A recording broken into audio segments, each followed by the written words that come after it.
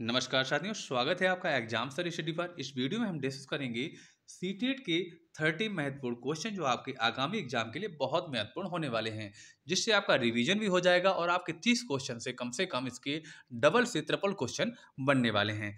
बहुत important question है जो आपके एग्जाम में हमेशा रिपीट होते रहते हैं। अगर आपने चैनल को सब्सक्राइब नहीं किया है, सब्सक्राइब कर लें, जिससे आपको हमारे डेली के डेली वीडियो मिलते रहें। चलेंगे अपने पहले क्वेश्चन पर।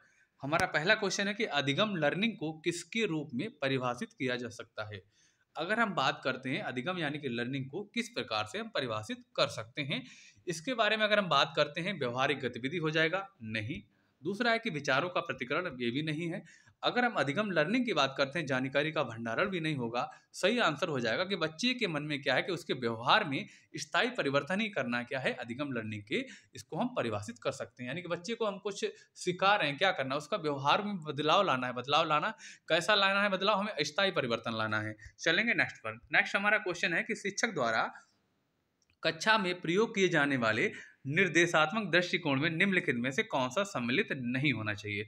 सबसे इंपॉर्टेंट क्वेश्चन ये है कि जब भी आप परीक्षा दे रहे हैं तो इसको क्वेश्चन को ध्यान से पढ़िएगा। बहुत सारे क्वेश्चन में लिखा होता है कि नहीं, यानी कि निगेटिव आंसर आपको बताना है। आप निगेटिव नहीं सोचते हैं, पॉजिटिव आंसर जल्दी जल्दी में दे देते हैं।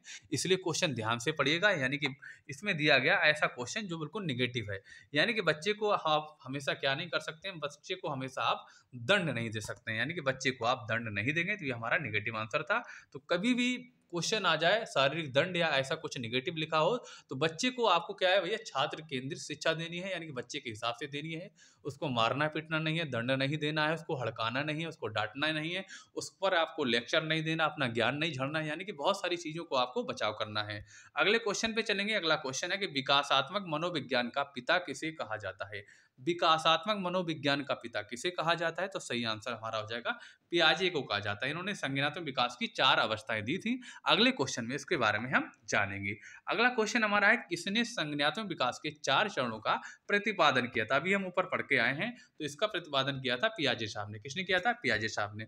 अगर हम बात करते हैं इन्होंने कौन कौन सी 4 अवस्थाएं दी थी, उसके बारे में हम जान लेते हैं। तो 4 अवस्थाओं के बारे में अगर हम जानेंगे, तो पहली अवस्था इन्होंने दी थी संवेदी प्रेरक अवस्था, है ना।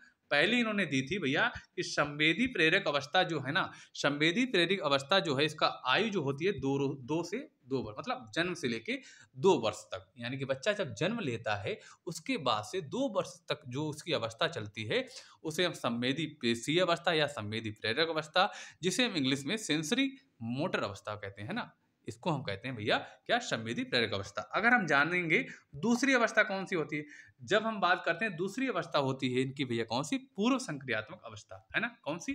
पूर्व संक्रियात्मक अवस्था दूसरी अवस्था होती है। इसकी जो आयु होती है 2 वर्ष से लेके 7 वर्ष तक। कितनी होती है? 2 वर्ष से लेके 7 वर्ष तक होती है पूर्व संक्रियात्मक अवस्था।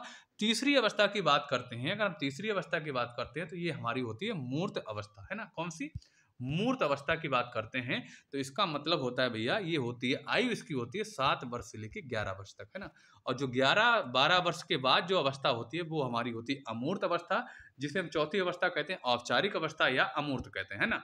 अमूर्त कहते हैं, औपचारिक कहते हैं, है ना, जिसको हम फॉर्मल भी कहते हैं इंग्लिश में। ये अवस्थाएं होती हैं। 4 पियाजे ने अपनी अवस्थाएं दी थी इसमें। यानी कि बच्चों को अलग अलग उम्र में अलग अलग बदलाव होता है, क्या चीज़ सीखता है, क्या चीज़ भूलता है, कैसा चिड़चिड़ापन रहता है, क्या नहीं सीखता है, इसके बारे में इन्होंने बताया है। अगले क्वेश्चन पे चलेंगे। अगला क्वेश्चन हमारा है कि बालक के विकास का वातावरण पर निर्भरता का सिद्धांत किसने प्रस्तुत किया था। अगर हम बात करें, जब भी आपका विकास के वातावरण निर्भरता का क्वेश्चन पूछा जाए, तो हमेशा आपको आंसर किस पे जाना है, बायस्की पर जाना है। तो ये आंसर हमारे किसका सही हो जाएगा, बायस्की, इसका बिल्कुल राइट आंसर है। यानी किसने सिद्धांत दिया था, बायस्की ने दिया था। अगला क्वेश्चन की बात करते हैं, कौन सी विधि विद्यार्थियों में रचनात्मक को बढ़ावा देती है। अगर हम बात करते हैं रचनात्मक, जो सृजनात्मक है, कौन सी विधि बच्चों में बढ़ावा देगी, तो पहला ऑप्शन है कि लेक्चर। लेक्चर कभी नहीं देगा इस चीज को। अगर हम बात करते हैं गणित के उदाहरण, ये भी नहीं देंगे, गणित के उदाहरण बिल्कुल नहीं दे सकते हैं। अगला है कि समस्या आधारित अधिगम, बिल्कुल राइट है। अगर हम बात करते हैं बच्चे को हम समस्या आधारित, यानी कि कोई क्वेश्चन दे देंगे जिसमें उसको कुछ समस्या है, सोचेगा, यानी कि विचार लगाएगा, अपना दिमाग लगाएगा, मतलब कुछ ना कुछ क्या कहे रचनात्मक अपनी विधि लगा के उसको हल करने की कोशिश करेगा, जिससे उसका क्या है माइंड का डेवलपमेंट होगा। तो सही आंसर हमारा हो जाएगा समस्या आधारित अधिगम जो है बच्चों के लिए हमेशा अच्छा रहता है। अगले क्वेश्चन पर चलेंगे। अगला क्वेश्चन है कि कौन सा अधिगम सिद्धांत पुनर्वलन पर बल देता है, यानी कि ऐसा कौन सा अधिगम सिद्धांत है जो पुनर्वलन पर बल देता है। तो इसका राइट आंसर हो जाएगा हमारा व्यवहारवाद का, है ना। जैसा जैसा व्यवहारवाद बार बार करेंगे अच्छा पुनर्वलन होगा, तो हमारा राइट आंसर इसमें बिल्कुल सही हो जाएगा, बी बिल्कुल राइट आंसर है। अगले क्वेश्चन पे अगर हम चलेंगे तो देखेंगे कि एक शिक्षक के लिए सबसे महत्वपूर्ण गुण क्या है। अगर एक शिक्षक के लिए अगर हम बात करते हैं सबसे महत्वपूर्ण क्या होना चाहिए, अनुशासन बनाए रखना। ये बहुत कम इंपॉर्टेंट है बच्चे के लिए अगर बात करते हैं, तो एक शिक्षक के लिए सबसे महत्वपूर्ण गुण बच्चे के लिए अगर बात करते हैं तो सबसे इंपॉर्टेंट ये नहीं है, ठीक है। लेकिन हम बात करते हैं सबसे अच्छा पॉइंट हो जाएगा इसमें कि छात्र के प्रति संवेदनशीलता, यानी कि अगर शिक्षक जो क्या है भैया कि छात्र के प्रति संवेदनशील रहेगा, यानी कि बच्चे के बारे में जानेगा, उसका पूर्व ज्ञान जानेगा, बच्चा क्या सीख रहा है क्या नहीं सीख रहा है, जिससे बच्चे के बारे में या बच्चे की शिक्षण में विकास कर सकता है ना, सामाजिक विकास कर सकता है। सबसे इंपॉर्टेंट आंसर हमारा हो जाएगा बी वाला। सीटेट में यही है कि सबसे इंपॉर्टेंट जो सबसे ज़्यादा अच्छा है वही आंसर माना जाएगा। कभी कभी बहुत सारे चार ऑप्शन में आपको चारों सही लगेंगे, लेकिन जो ज़्यादा इंपॉर्टेंट है वही आपका सही माना जाएगा। चलेंगे नेक्स्ट पर। नेक्स्ट की बात करते हैं जेडपीडी, यानी कि निकटतम विकास क्षेत्र, जिसको फुल फॉर्म होता है जोन ऑफ प्रोक्सिमल डेवलपमेंट, का विचार किसने प्रस्तुत किया था। अगर हम जब भी पूछा जाए जेडपीडी के बारे में, जिसको हम निकटतम विकास क्षेत्र कहते हैं, ये किसने दिया था, ये आपका वाइस्की ने दिया था, है ना। वाइस्की इसका बिल्कुल राइट आंसर है। अगर बात करें इसका सी राइट आंसर है। यानी कि जेडपीडी की बात करते हैं निकटतम विकास, यानी कि अगर हम बात करें जैसे कि बच्चा है ना, कोई बच्चा है और जैसे ये है बच्चा, ये चाइल्ड है और ये समाज है या शिक्षक है, इसके बगल में रहेगा तो उसको क्या है कोई ना कोई ज्ञान मिलता रहेगा। तो यानी कि समीपस्थ ज्ञान होता है जो बच्चा किसी सहारे या कोई शिक्षक के सहारे या समाज के सहारे सीखता है। चलेंगे नेक्स्ट। अधिगम के लिए अधिगम का सिद्धांत किससे संबंधित है। अधिगम के लिए अधिगम का सिद्धांत जो है किससे संबंधित है, इसके बारे में बात करते हैं। तो अधिगम के लिए अधिगम का सिद्धांत निर्माणवादी सिद्धांत से संबंधित है। तो हमारा राइट आंसर बी हो जाएगा। चलेंगे नेक्स्ट पर। नेक्स्ट क्वेश्चन है कि अनुसंधान आधारित अध्यापन का उद्देश्य क्या है। अनुसंधान आधारित अध्यापन का उद्देश्य की अगर हम बात करते हैं तो राइट आंसर क्या हो जाएगा, ज्ञान का पुनर्निर्माण जो है ना। अनुसंधान आधारित अध्यापन का उद्देश्य है ज्ञान का पुनर्निर्माण, सही आंसर हो जाएगा, यानी कि इसको पुनर्निर्माण कह सकते हैं। अगला क्वेश्चन है, क्वेश्चन अगला है कि विद्यार्थियों में विचारों के विकास के लिए सबसे उपयुक्त विधि क्या है। विद्यार्थियों के विचारों में विकास के लिए सबसे उपयुक्त विधि क्या है। अगर हम बात करते हैं, अगर देखेंगे लेक्चर बिल्कुल गलत हो जाएगा, है ना। लेक्चर की अगर बात करते हैं बिल्कुल गलत हो जाएगा, और हमारा अनुकरण भी गलत हो जाएगा, नोट्स देना बिल्कुल गलत हो जाएगा। अगर हम राइट आंसर की तरफ जाएंगे तो देखेंगे एक है कि संवादात्मक विधि, यानी कि बच्चे से संवाद करना, बच्चा एक दूसरे से संवाद क्लास में करे या समाज में करे या शिक्षक से करे। शिक्षक को भी इतना लचर होना चाहिए कि बच्चा अपनी बात अपने शिक्षक से कह सके, यानी कि शिक्षक को थोड़ा इस टाइप का नहीं रहना चाहिए कि बच्चा अपनी बात ना कह सके, यानी कि शिक्षक को भैया छात्र केंद्रित शिक्षा प्रदान करनी चाहिए।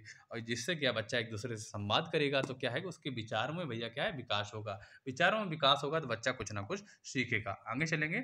आगे क्वेश्चन हमारा है कि किस सिद्धांत के अनुसार व्यवहार का प्रभाव पुनर्वलन पर निर्भर करता है। अगर इसके हम आंसर की बात करते हैं तो इसका आंसर क्या हो जाएगा, इसकी अगर हम बात करेंगे आप देख सकते हैं। पहला है कि पियाजे का संज्ञानात्मक विकास का सिद्धांत की बात करते हैं, नहीं। वैश्विक के सामाजिक संस्कृति विकास, ये भी हमारा गलत हो जाएगा। तीसरा है स्किनर का ऑपरेंट कंडीशन सिद्धांत, बिल्कुल सही हो जाएगा, है ना। ये बिल्कुल हमारा बिल्कुल सही हो जाएगा। सी हमारा जो है बिल्कुल राइट आंसर है। कौन सा, सी हमारा राइट आंसर है। अगले क्वेश्चन पर चलेंगे। किसके अनुसार बालक की नैतिकता 3 चरणों में विकसित होती है ना। तो इसका आंसर की बात करते हैं तो ये हमारा किसका है, कोलरबर्ग का है। कोलरबर्ग ने 3 अवस्थाएं दी थी, है ना। कोलरबर्ग ने कौन कौन सी 3 जो चरणों में अवस्थाएं नैतिकता के 3 बताए थे, जो आपकी हैं पूर्व परागत हो गया, पारंपरिक नैतिकता हो गया और परंपरागत नैतिकता हो गया। ये अवस्थाएं जो हैं किसने दी थी भैया, कॉलर ने दी थी। एक आपकी पहली वाली है, पहली वाली अवस्था की बात करते हैं 4 से 10 वर्ष तक है। दूसरी वाली 10 से 13 वर्ष तक है, और तीसरी वाली जो आपकी है 13 से 16 वर्ष तक है। ये किसने दी थी, ये भैया कोलबर्ग ने अवस्थाएं दी थी। ये हमारा राइट आंसर हो जाएगा। चलेंगे अगले क्वेश्चन पर। अगला क्वेश्चन है कि प्रगतिशील शिक्षा का मुख्य उद्देश्य क्या है? प्रगतिशील शिक्षा का मुख्य उद्देश्य क्या हो जाएगा?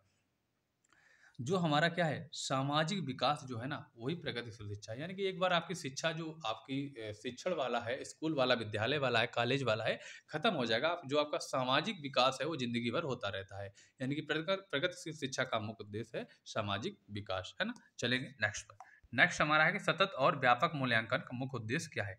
सतत और व्यापक मूल्यांकन का मुख्य उद्देश्य क्या है? इसका राइट आंसर हो जाएगा कि भैया इसका मुख्य उद्देश्य है कि परीक्षा का भार कम करना, है ना।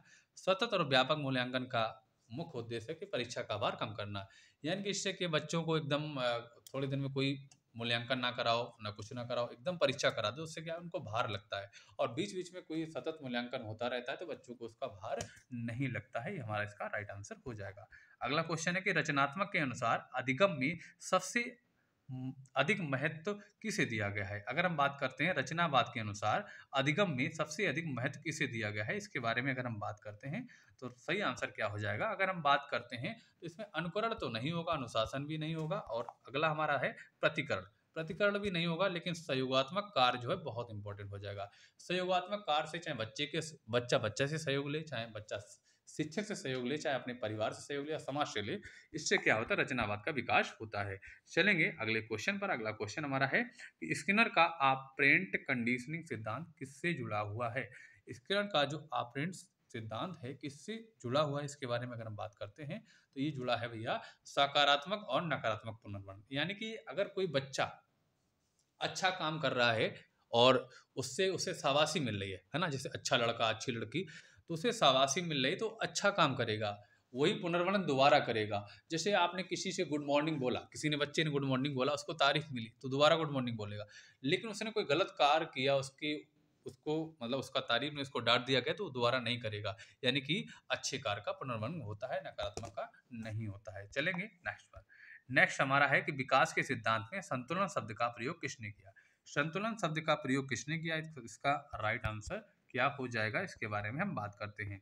तो इसका प्रयोग जो है भैया पियाजे ने किया। किसने किया? पियाजे ने किया है इसका प्रयोग। चलेंगे नेक्स्ट। नेक्स्ट है संज्ञानात्मक अधिगम सिद्धांत के जनक कौन है? ये क्वेश्चन आपको हम ऊपर पढ़ा चुके हैं, तो आप इसका आंसर पहले टिक करिएगा, फिर आपको हम बताते हैं। संज्ञानात्मक अधिगम सिद्धांत के जनक कौन है? ये आपके पियाजे हैं। अभी आपको हमने बताई थी कि भैया 4 अवस्था इन्होंने दी थी। कौन सी? एक संवेदी प्रेरक अवस्था, दूसरी कौन सी थी? पूर्व संक्रियात्मक अवस्था, तीसरी थी मूर्त संक्रियात्मक अवस्था, और चौथी थी औपचारिक अवस्था, जिसे हम अमूर्त संक्रियात्मक अवस्था कह सकते हैं। ये किसने दी थी? भैया पियाजे ने दी थी। इनकी कितनी अवस्था है? 4 अवस्था है, और इसके जनक भी कौन है? पियाजे जी हैं। चलेंगे नेक्स्ट पर। नेक्स्ट है कि स्वास्थ्य शिक्षा किसका हिस्सा है? स्वास्थ्य शिक्षा किसका हिस्सा है, इसके बारे में अगर हम बात करते हैं तो इसका भैया राइट आंसर हो जाएगा शारीरिक शिक्षा का। किसका हो जाएगा? शारीरिक शिक्षा का। अगर हम बात करते हैं स्वास्थ्य शिक्षा जो यानी कि स्वास्थ्य शिक्षा का ही मतलब है कि भैया अपना शरीर का क्या करना है? विकास करना। शरीर अगर अच्छा रहेगा तो उसका जो दैनिक शिक्षण है, सामाजिक शिक्षण भी बढ़ेगा, लेकिन सबसे इंपॉर्टेंट हो जाएगा शारीरिक शिक्षा हो जाएगा। अगला है कि आधारभूत शिक्षा का उद्देश्य क्या है? आधारभूत शिक्षा का उद्देश्य क्या है, इसके बारे में अगर बात करते हैं तो आधारभूत यानी कि रटकर पढ़ाई करना बिल्कुल नहीं, नौकरी पाने के कौशल बिल्कुल नहीं है, और चौथा है कि ज्यादा नंबर लाना बिल्कुल गलत। संपूर्ण व्यक्तित्व का विकास करना मेन यही कार्य है भैया। शिक्षा देना, स्कूल में पढ़ाना, इसका मतलब ये नहीं है, जरूरी नहीं कि आप हाई स्कूल में पढ़ना है, 5 में पढ़ना है, आपको डॉक्टर इंजीनियर बना दिया जाएगा। आपका है भैया कि संपूर्ण व्यक्तित्व का विकास करना। जीवन में अगर आप व्यक्तित्व का विकास कर लेंगे तो आप कुछ भी कर सकते हैं। आगे चलेंगे। अगला क्वेश्चन हमारा है कि प्रेरणा से संबंधित सिद्धांत किसने दिया? प्रेरणा से संबंधित जो सिद्धांत है किसने दिया था? ये दिया था भैया मास्लो ने दिया था। किसने? मैस्लो ने दिया था। मास्लो या मैस्लो ने दिया था। अगला क्वेश्चन है कि अधिगम का गुणात्मक विकास होता है। अधिगम का गुणात्मक विकास होता है, इसका सही आंसर क्या हो जाएगा? अधिगम का गुणात्मक विकास यानी कि अधिगम को कैसे बढ़ा सकते हैं? ये आप बढ़ा सकते हैं किस तरीके से? अनुभव और शिक्षण से। अनुभव और शिक्षण से, यानी कि अनुभव और शिक्षण से इसको गुणात्मक विकास कर सकते हैं। राइट आंसर सी हो जाएगा। राइट आंसर सी हो जाएगा। चलेंगे नेक्स्ट पर। अगला क्वेश्चन है कि सामाजिक अधिगम सिद्धांत के जनक कौन है? सामाजिक अधिगम सिद्धांत की जनक कौन है? सामाजिक अधिगम की अगर हम बात करते हैं, इसके जनक हैं बेंडूरा। कौन है? बेंडूरा। इसका सिद्धांत इनकी मतलब जनक जो है सिद्धांत के कौन है? बेंडूरा है। अगला क्वेश्चन है प्रभाव का नियम किसने दिया? प्रभाव का नियम किसने दिया है? तो प्रभाव का नियम दिया था, किसने दिया था? ये तो बहुत इजी है, थॉर्नडाइक ने दिया था। बहुत बार पूछा जाता है लॉ ऑफ इफेक्ट, प्रभाव का नियम किसने दिया? थॉर्नडाइक ने दिया। चलेंगे नेक्स्ट। अगला क्वेश्चन है कि क्रियात्मक अधिगम में निम्न में से किसका समावेश नहीं है? क्रियात्मक अधिगम में निम्न में से किसका समावेश नहीं है? अगर क्रियात्मक की अगर हम बात करते हैं, रटकर पढ़ाई करना कभी क्रियात्मक में नहीं आ सकता है। प्रयोग आ सकता है, किसी कक्षा में प्रयोग या स्कूल में प्रयोग या प्रयोगशाला में प्रयोग, परियोजना भी आ जाएगा, समस्या समाधान भी आ जाएगा, यानी कि आपके तीनों के तीनों आ जाएंगे। अगर हम बात करते हैं तो आपका रटकर वाला कभी नहीं आ सकता है। तो हमारा सही आंसर सी हो जाएगा, यानी निगेटिव पूछा गया तो निगेटिव के कारण हमारा सी सही हो जाएगा। अगला क्वेश्चन है पियाजे का संज्ञानात्मक विकास सिद्धांत किस पर आधारित है? संज्ञानात्मक विकास का सिद्धांत किस पर आधारित है? ये आपका आधारित है भैया जैविक परिपक्वता और अनुभव पर आधारित है। किस पे? जैविक परिपक्वता और अनुभव पर आधारित है। तो राइट आंसर हमारा ए हो जाएगा। नेक्स्ट क्वेश्चन हमारा है किस प्रकार की शिक्षा का उद्देश्य अनुभवों के माध्यम से सीखना होता है? सीखना होता है किसके आधार पर? अनुभवों के आधार पर। अगर हम बात करेंगे अनुभव से सीखना का मतलब है यानी कि उसको प्रयोग करो, प्रयोग करोगे तो हमारा हो जाएगा प्रयोगात्मक शिक्षा, यानी कि आप किसी भी अनुभव से चीज सीखेंगे। यानी कि आप खेत में गए, खेत में आपने देखा कि भाई हम छोटे थे तो धानी झुराई होती थी, इस तरीके से खेत में धानी झोरी जाती है, फसल ऐसे काटी जाती है, यानी कि अनुभव से अगर उसको आप करेंगे, खुद करेंगे तो आपका प्रयोग से सीखेंगे। ये प्रयोगात्मक शिक्षा होती है। जैसे कि विद्यालय में बहुत सारे प्रयोग कराए जाते हैं, थोड़े बड़े होते हैं बच्चे तो प्रयोगशाला में कराए जाते हैं, तो ये हमारा जो है प्रयोगात्मक शिक्षा हो जाएगा। अधिगम क्षेत्र का अर्थ क्या है? अधिगम क्षेत्र के अर्थ की बात करते हैं तो इसका मतलब हो जाएगा कि उस जानकारी का दायरा जिसमें छात्र मदद से सीख सकता है ना? कौन सा? उस जानकारी का दायरा जिसमें क्या है छात्र मदद से सीख सकता है, यही हमारा है इसका राइट आंसर। अगर दोस्तों आपको हमारा वीडियो पसंद आया तो वीडियो को लाइक करें और ज़्यादा से ज़्यादा शेयर करें। चैनल को सब्सक्राइब नहीं किया सब्सक्राइब कर लें, जिससे आपको डेली की डेली वीडियो मिलते रहें। अब आपको मिलेंगे अपने अगले वीडियो के साथ, तब तक के लिए जय हिंद, वंदे मातरम साथियों।